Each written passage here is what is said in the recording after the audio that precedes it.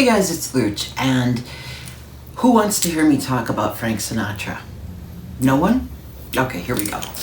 There is a documentary that had originally aired on HBO a couple years ago, but is now on Netflix. It's called All or Nothing at All.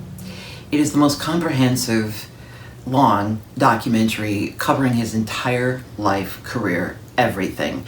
Now, I think what I wanted to just focus on a little bit was, first of all, his growing up in Hoboken, son of Italian immigrants, and at the time, Italians were treated less than anybody. So even Frank's father, Marty, had to assume an Irish name in order to be a boxer.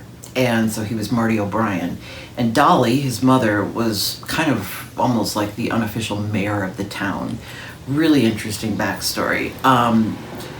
Frank started off in New York City singing in this gentle, crooning voice that is not the voice of the ring-a-ding-ding, that Frank that he later sort of became.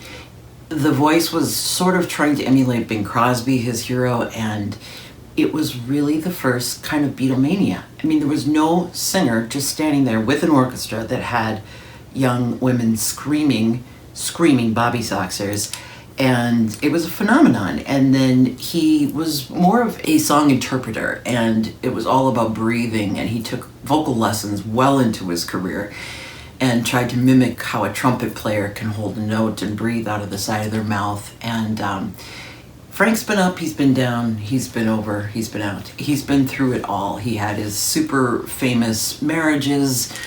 There's a small part about when his son was kidnapped, which is somewhat incomplete, and I think that he was kind of a creepo, so whatever.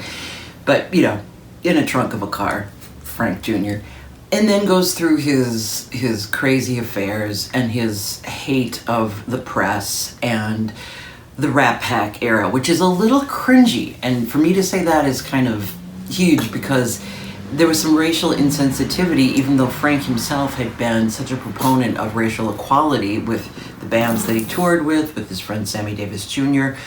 But people like Harry Belafonte said it was very disappointing when Frank and Dean and those guys used to make some really, really uncool jokes in Vegas. The Vegas career is covered thoroughly. Then he gets the part in From Here to Eternity. And for you Godfather fans, they acknowledge all the things that supposedly are referential to the Godfather and Frank and dispel them. He was friends with mobsters. He was friends with Lucky Luciano. But just maybe because it was like he reminded him of guys in his neighborhood. I don't think Frank wanted to hang out with pimps and drug dealers, but so be it.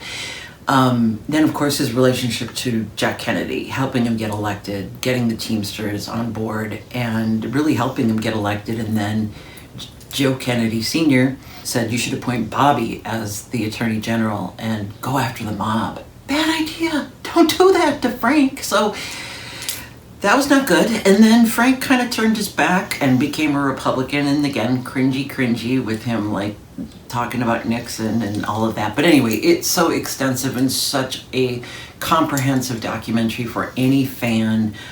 The touching part for me was when he recalled his father, who he said was very soft-spoken, never really hugely supportive of his career, worked for the fire department in Hoboken, and Frank just stopped in one day just for a surprise visit. His dad was shaving at his locker and slammed the door shut when he saw Frank, but Frank had seen that all throughout the inside of his locker was clippings and postings of Frank's success, and it's very, very touching. But it's called All or Nothing at All. It's on Netflix.